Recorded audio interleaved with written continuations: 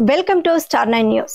KVPS Eluru జిల్లా కార్యదర్శి ఏ Francis మాట్లాడుతూ ఆగస్టు 9వ తారీఖున అంతర్జాతీయ ఆదివాసీ దినోత్సవం సందర్భంగా ఏపీ ముఖ్యమంత్రి నారా చంద్రబాబు నాయుడు మాట్లాడుతూ ఏజెన్సీ మండల కేంద్రాల్లో ఆదివాసీ ప్రజానీకాన్ని ఉదాహరించి మాట్లాడుతూ ఏజెన్సీ ఆదివాసీ మండలాల్లో మండల కేంద్రంలో ఉన్న అన్నా క్యాంటీన్ పెట్టి ఆదివాసీ ప్రజలను ఆదుకుంటామని అంతర్జాతీయ ఆదివాసీ దినోత్సవం రోజున సీఎం హామీ ఇవ్వడం జరిగింది. ఇప్పటికీ 4 నెలలు 5వ నెల వస్తుంది. ఆదివాసీ షెడ్యూల్ మండలాల అన్నా క్యాంటీన్లు ఎప్పుడు అని ఎదురు చూస్తున్నారని ఏ ఫ్రాన్సిస్ మాట్లాడుతూ దళిత ప్రజల్ని మండల హెడ్ క్వార్టర్ గల తహసీల్దార్కి కార్యాలయానికి, ఎంపీడీఓ ఆఫీస్కి, హాస్పిటల్కి, ఇతర ముఖ్యమైన పనులకి మండల కేంద్రానికి వచ్చే ఆదివాసీ దళిత పేదలకు 150 రూపాయలు పెట్టి భోజనం తినాలంటే చాలా కష్టమవుతుంది.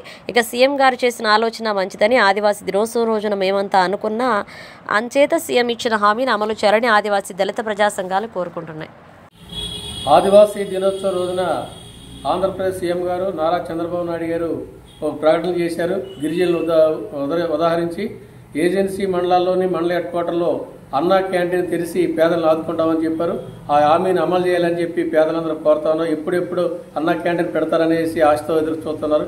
కారణం ఏంటంటే ఇక్కడున్న మండల హెడ్ క్వార్టర్కి ఎంఆర్ ఆఫీస్ కానీ, పోలీస్ స్టేషన్ కానీ, హాస్పిటల్ కానీ, ఎండిఓ ఆఫీస్ కానీ, ఐటీడీ కానీ, చుట్టుపక్కల ఉన్న పేదల గిరిజనులందరూ కొండల ప్రాంతం నుంచి మండల హెడ్ క్వార్టర్కి వస్తారు. ఇక్కడ 150 రూపాయలట్టి భోజనం చేయాలంటే చాలా ఇబ్బంది పడతా ఉన్నారు.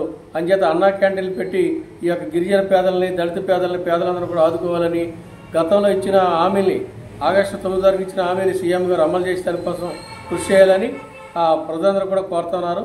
అంచేత ఇమ్మీడియట్గా అన్నా క్యాంటీన్లు ఏజెన్సీ మండల హెడ్ క్వార్టర్లో తెరవాలని చెప్పి ప్రజా సంఘాలుగా తెలియజేస్తున్నాం. నా పేరు అందుగుల ఫ్రాన్సిస్.